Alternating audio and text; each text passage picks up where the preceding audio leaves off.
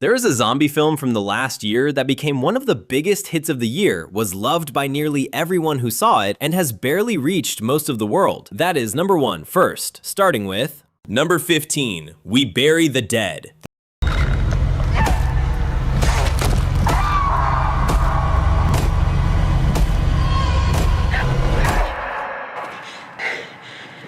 The US government accidentally detonates an experimental weapon off the coast of Tasmania, killing 500,000 people and leaving the island of Hobart in ruins. Daisy Ridley plays Ava, a woman who joins a military body retrieval unit team sent in to locate and dispose of the dead, specifically to find her missing husband. The undead start slow, then they evolve, and by the time the film reaches its final act, the threat is something different from anything the military briefed them on. Director Zach Hilditch shot entirely on location in Albany, Western Australia. Oh my God. I can assure you, you have nothing to fear. Number 14, The Elixir.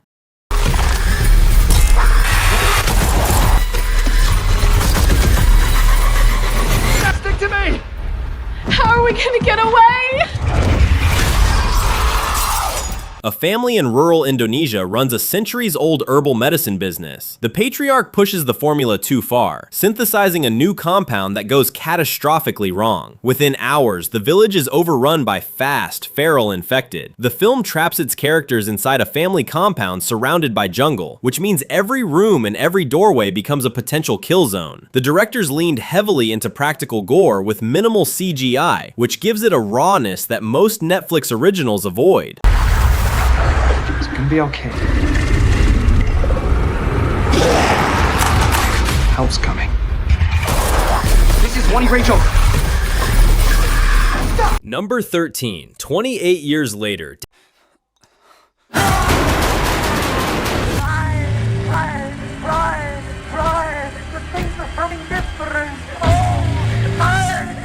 Danny Boyle and Alex Garland came back to the franchise they started in 2002, and they made the exact opposite of a nostalgia sequel. Britain has been under quarantine for 28 years. A boy named Spike lives on a fortified island connected to the infected mainland by a single causeway. When his mother falls critically ill and the mainland holds the only possible treatment, Spike and his father cross over. Shot on a $60 million budget with the original cinematographer, the film grossed $151 million worldwide. The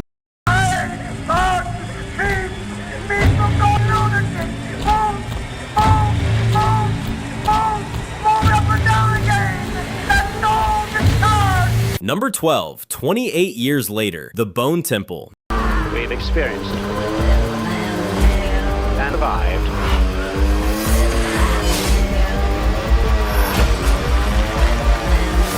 Nia DaCosta, director of Candyman, takes over from Boyle for the second chapter, written again by Alex Garland. Spike is now trapped inside a satanic cult run by a tracksuit-wearing maniac called Sir Lord Jimmy Crystal. Dr. Kelson, Ray Fiennes' character, makes a discovery that could alter everything known about the infected, and in the final scene, Cillian Murphy makes his first appearance as Jim since the original 2002 film. DaCosta shot back-to-back with Boyle's film across the same locations in northern England. The whole world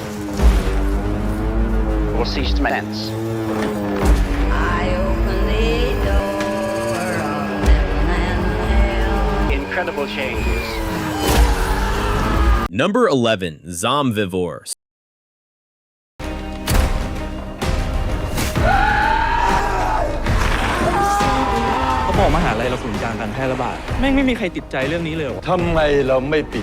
Students locked inside a South Korean school during a sudden outbreak. No adults, no military, no exit strategy. This Netflix series launched in October 2025 specifically to fill the gap left by All of Us Are Dead while season 2 was still in production. The infected are fast, the kills are brutal, and the student dynamics alliances forming and collapsing under pressure. Netflix greenlit it based on internal data showing sustained engagement with All of Us Are Dead for over 12 months after its release. เอกสารตรงนี้มันอาจจะช่วยไขเรื่องราวที่เฮี้ยนี้ก็ได้มันอาจจะมีค่ามากกว่าชีวิตเราทั้งหมดตรงนี้ก็ได้ผมภาวนาขอให้คุณมีอำนาจมาก Number 10, All of Us Are Dead Season 2. 마지막 숨이 끊길 때까지 싸운다. 진실을 지켜라. 후퇴하지 마라. 악몽을 이제 시작일 뿐이다. Imagine surviving the outbreak at Hyosan High, making it out, and then finding out it isn't over. Season 2 picks up with the survivors now at university in Seoul, and the infection spreading to a new location with a new set of characters caught inside it. Original cast members Park Ji-hoo, Yoon Chan-young, Cho Yi-hyun, and Lo Man all return. Season 1 accumulated 560 million viewing hours in its first 28 days and charted in the top 10 in over 90 countries. Season 2 filmed through late 2025 into early 2026. This is one of the most anticipated zombie releases of the year. 절대 지지 않을 거다. 나는 더 이상 인간이다. 지금 내가 느끼는 건 굶주림 뿐. 이제 더는 도망칠 수 없어. 우리가 죽는다면. Number 9. Colony.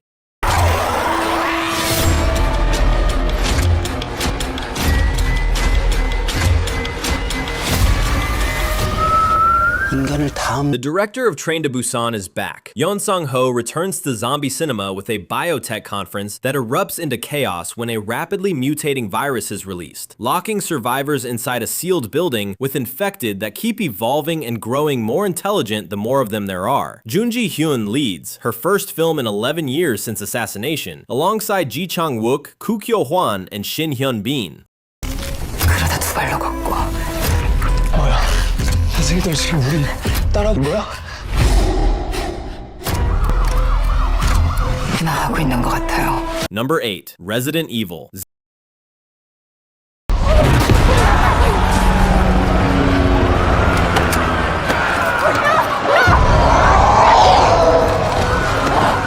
We ran.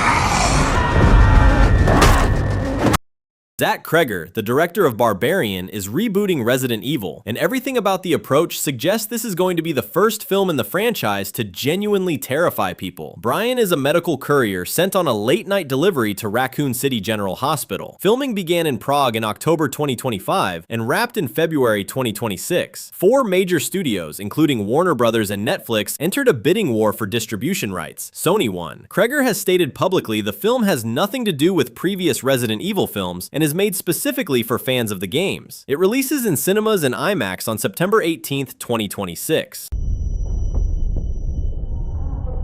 And I learned thing I never wanted to know. How fast everything you love can go away. Number 7. The Walking Dead: Dead City. We got work to do. This new world, we're going to have to protect it. We get to make new rules.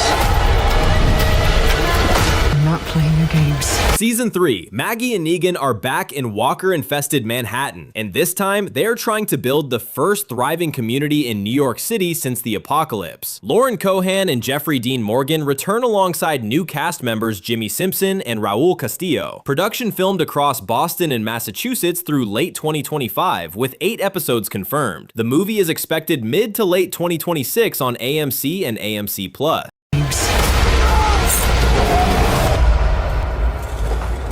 Eeny, meeny, miny, mo.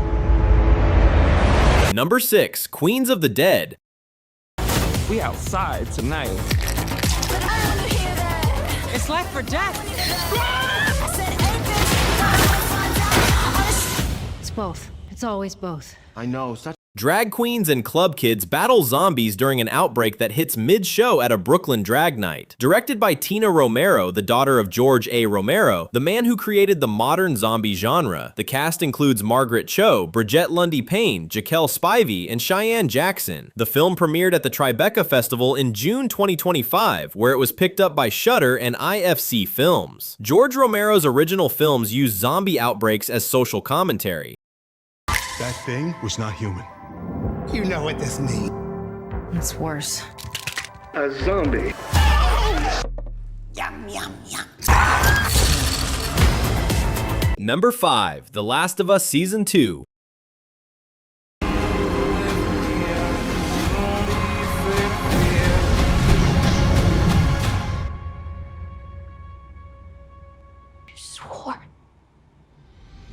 Ellie and Joel are in Jackson, Wyoming. The events of season 1, what Joel did to the Fireflies, the lie he told Ellie, are still unresolved between them. Then Abby arrives. If you have not seen season 2, you need to understand that this season does something the show's creators said would be the most difficult thing they'd ever put on television, and they were right. The infected are almost secondary to what happens between the human characters. Season 2 stars Bella Ramsey, Pedro Pascal, Caitlin Dever as Abby, and Young Mazzino. A third season is already confirmed and expected to begin airing on HBO in 2027.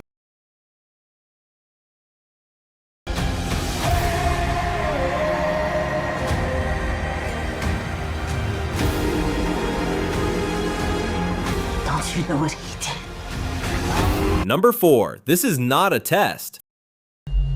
No panicking. Come on!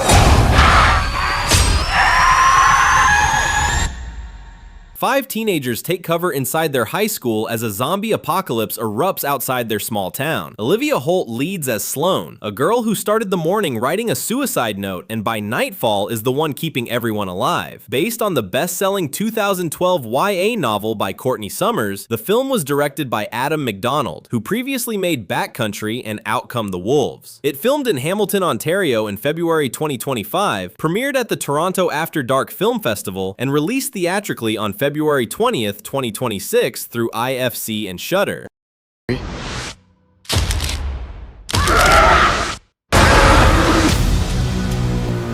We can't stay here, we gotta go.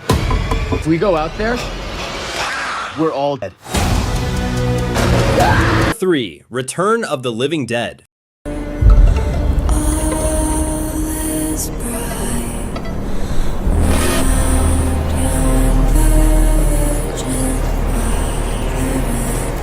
40 years after the 1985 cult classic, the direct sequel is here, set 18 months after the original, with a new trioxin gas leak hitting a Pennsylvania town at Christmas 1985. Devon Sawa leads as Isaac Horton. Tarman is back, played by Alexander Ward. Every single zombie effect is practical. No CGI anywhere in the film. Special effects legend Tony Gardner, who worked on Zombieland and the Chucky franchise, was hired specifically to keep it true to the original's roots. The original 1985 film invented the concept of zombies eating brains.